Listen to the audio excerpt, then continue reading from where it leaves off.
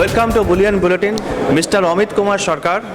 He is the partner Grant Thornton India LLP. Welcome, Mr. Sarkar. Welcome to Bullion Bulletin. What is very basic? What is goods and services tax? Goods and service tax is, as the name suggests, it's a tax on both goods and services, and it is a tax that does not distinguish between goods or service. It's a tax which will be applied on every transaction of supply of goods and service. So not sale, supply, so it's an expanded definition. And where taxes paid at the previous leg, for example, taxes paid by the vendor and charged to you, or taxes paid by the previous warehouse and charged to you in some kind of a document, you can, as a taxpayer, offset that against your own liability. So that's essentially what goods and services tax is all about. It is pretty much a 21st century phenomenon. It is something that got evolved from the year 1966 onwards. It's a new concept of indirect taxation. It's essentially, in a different world, also what you may call pay-as-you-go tax. So it's like a TV pay-per-view kind of a situation. It's something similar to that. So you'll end up paying only so much amount of the tax, which is your burden, which is equal to the value addition that you have done to the economy. So whatever value addition you have done and recorded, okay, pay a tax only about for that amount of value addition, no more, no less. So that's essentially what GST is all about. So what I understood, there should be no sales tax, no central excise. It should be one tax, no VAT. It is only one tax that will be called GST. So it is basically sales to service tax. Well, now you're coming to the Indian context. What I mentioned earlier was GST as people in the globe would understand. Yes, in India, as a intention, GST is supposed to replace, to the best of my knowledge, 47 different types of taxes that is prevalent in India today. It's huge. It's a lot of taxes, yes. And yes, GST is supposed to, at the central level, subsume, as we call it, central excise duty, service tax, R&D cess, and other such similar levies. There's a bigger list, far bigger list at the state level. You have obviously sales tax, CST will go away. You will also merge luxury tax, entertainment tax, and any other such specific event-based taxes. Entry tax goes away, and so on and so forth. There's a long list which is there at the state level, and there's a smallish list at the central level, both of which merge in. All the taxes at the central level merge in to form central GST or CGST. All the taxes at state level merge in and form state GST or SGST. So that's the Indian interpretation of GST. So it is basically the dual GST. It is a dual GST. And what had happened is, when they were talking about GST as an introduction in India, obviously our policymakers went around the world. They looked at tax systems around the world. And we, being Indians, we picked up the best part of all and tried to create our own little preparation. So as I describe GST to people, GST in India is, we have picked up the soul from Canada. So Canada has a dual GST regime, so we have picked up the spirit of that dual GST regime. Now the soul by itself can't work. The soul needs body, right?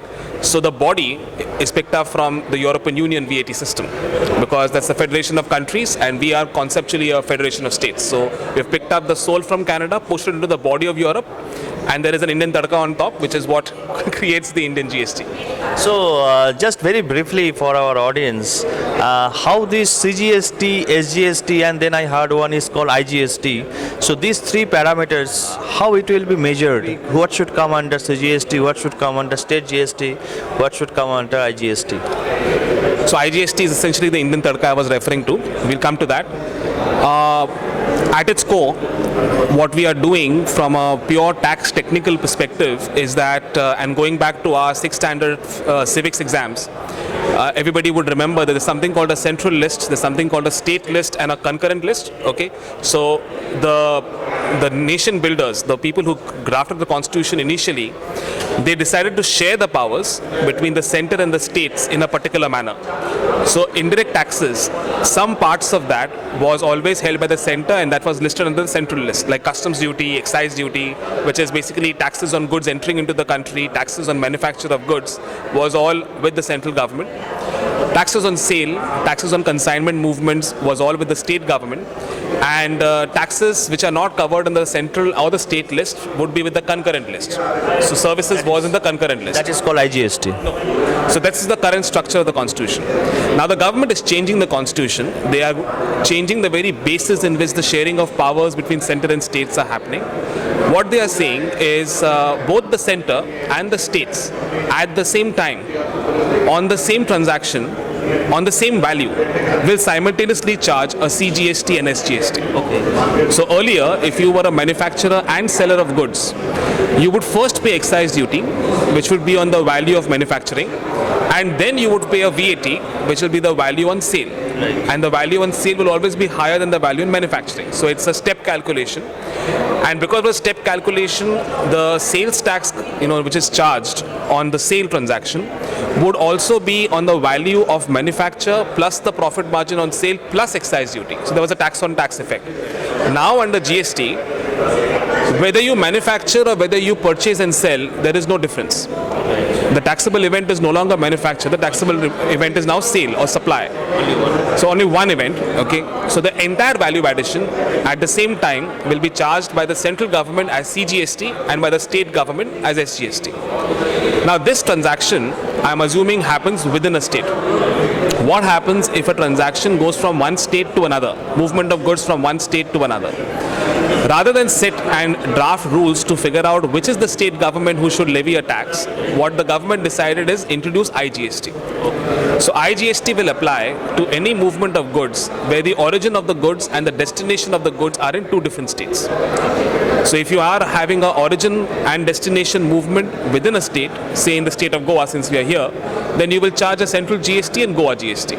But if the sale transaction requires the goods to move from Goa to say Maharashtra, in that case you will not charge a CGST and a state GST, you will charge an IGST. The total rate remains the same. Say CGST is at 10%, state GST is at 10%, so 10 plus 10 is 20, so IGST will be at 20%. That's how it works. So there is no problem in offsetting the taxes, whatever way we pay. Ultimately, I am paying the same tax, so either in the form of CGST, IGST or whatever. So there will be no difference. The difference is not on the liability. The difference is on the manner in which you will actually be able to claim credits or set-offs. So a CGST liability, okay, can be set off only from a CGST asset, as we call it. So similarly, that respective state's GST credit can offset only that respective state GST's liability. The joker in the pack is IGST. Okay, IGST can offset IGST liability. IGST can also offset CGST liability. IGST can also offset any state GST liability. So that's the Indian Tarka, as we call, and which obviously means that for a person who wants to manage his GST liabilities, he has to play a lot of focus on IGST. So if as a quick formula, you want to efficiently manage your transition to GST and you want to ensure your tax payments, net tax payments will reduce or to the extent possible remain the same, plan your IGST. Come to our point. It is basically what you described till now, the structure of GST that is coming. Structurally, for how it will impact the bullion and its total supply chain, or rather to say gold and its total supply chain, because so many people are telling that GST is a double-edged sword. Is it really a double-edged sword for the industry? It is, and with razor-sharp edges on both sides. Let's start by understanding how GST looks at gold. So gold or bullion is an extremely sensitive commodity for the government and policymakers. More so gold, because gold is not just used as an alternative form of investment. The total gold reserves of a country also plays a very high influence on the country's currency rates, on the country's overall state of economy, and so on and so forth. So obviously the government will be dealing with transactions in gold in the world of GST with very sensitive hands. And this is exactly, or this will be no different from how the government was treating gold, bullion and other such precious items when the government was looking at transitioning from legacy sales tax to VAT.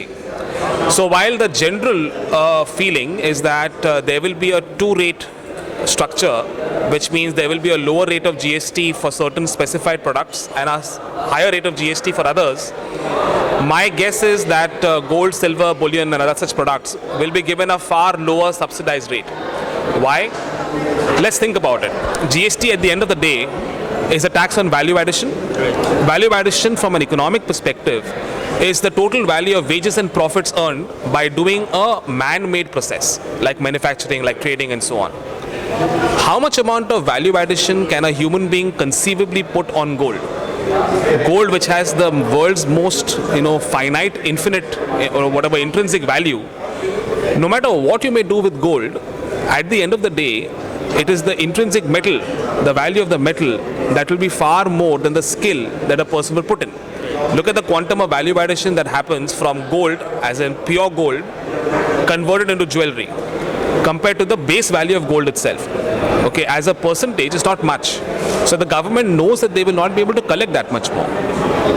Now, from a simple arithmetic perspective, if the government cannot collect that much more, and the government would appreciate that GST being an indirect tax will actually be inflationary in nature, I believe gold will continue to go at a fast subsidized rate of tax, maybe a 1 to 2% kind of a rate of tax that it is enjoying right now, and that rate will continue into GST.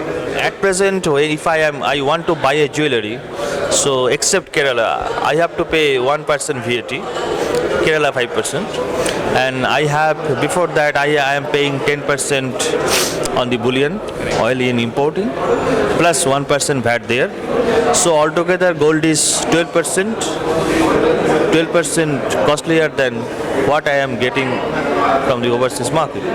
Now altogether, what will be the total taxation should come? So GST is replacing all taxes but not customs duty.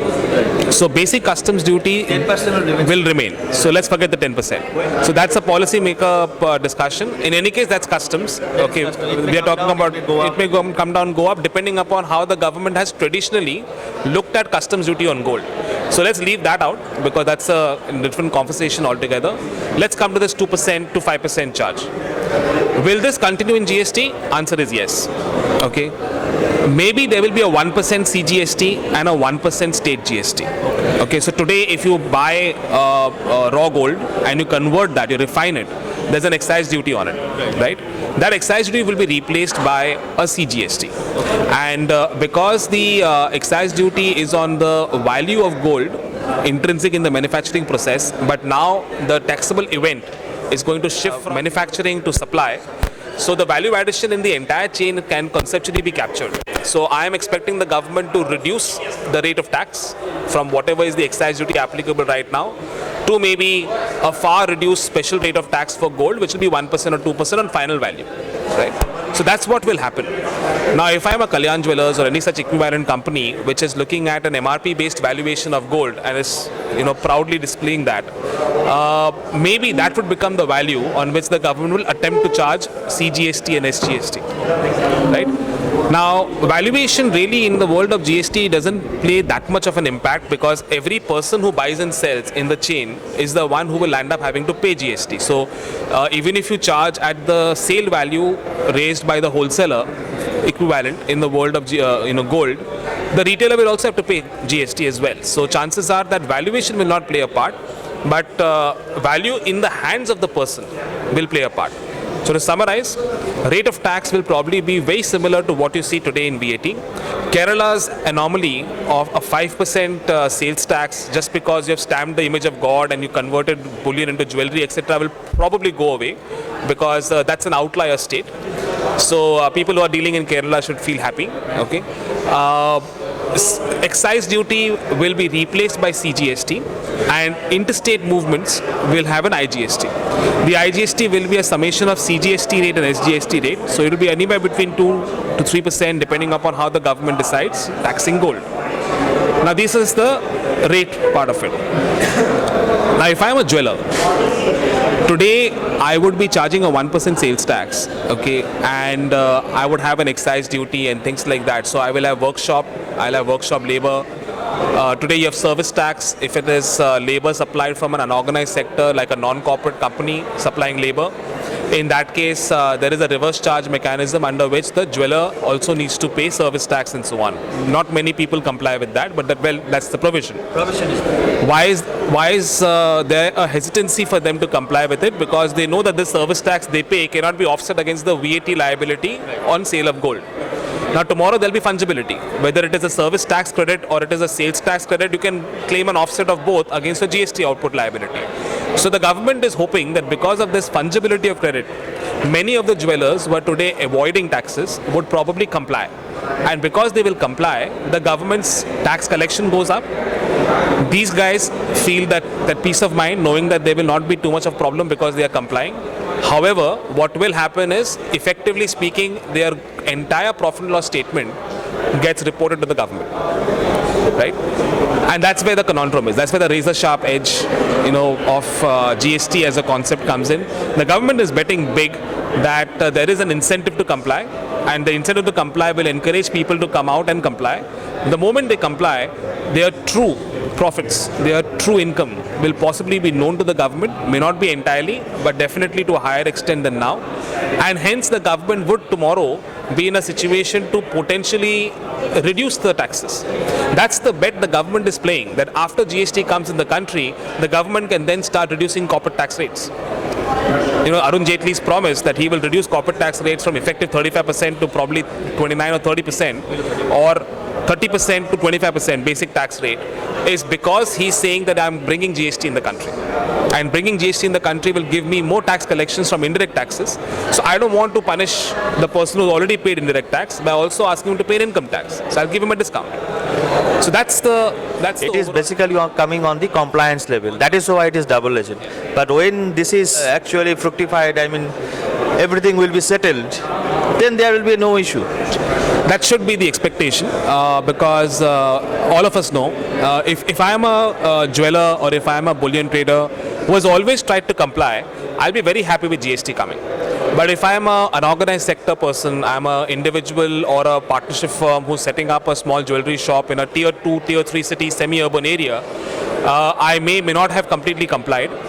I'm not saying deliberately, I'm saying because of ignorance. Many people are not aware of how service tax affects gold. Not many people speak about it, but it does in a large manner. So many people would not have complied. Now, if you have not complied, then you get very scared. It's a very human tendency. I have not paid taxes. The government says, come clean, pay your tax, pay your penalty, and I will not disturb you. Oh my God, I have to first admit I did a mistake. Okay, and it's a very human trait. You don't like to admit in writing that you made a mistake. Then you have to pay an interest on the mistake. Then you have to pay a penalty on the mistake. And by the time you finish that process, the fear is the tax officer will keep an eye on you. So you don't want to be under that situation. GST will force you to do that. GST gives you an incentive to do that. And if you do it, GST also ensures that once the door is open, they will look at every nook and corner of your business. And that's the whole double-edged sword situation. So if you were honest, now's your time to get your reward for honesty. If you were knowledgeable and if you were compliant, now's the time to get reward for your knowledge and compliance. If you were not so compliant, if you were not so knowledgeable, and if you were not so honest, then GST will, without the government even coming to punish you.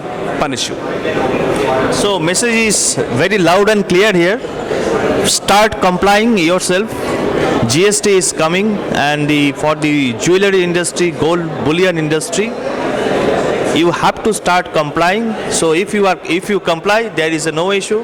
If you are not compliant, tough times are coming ahead. And how are you enjoying this conference? You just came, I feel. Well, this is my first conference, and there's a lot of strangers, but I can just see the buzz and the energy levels from last evening when I came till now.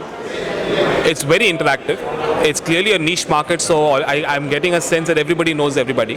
And I see even in front of us, there are a lot of people who are just ignoring what's happening inside the conference, just coming out and talking and chatting. And that's what a convention is all about, isn't it? Interactions. And I can see a lot of that happening. So that's good. Thank you very much.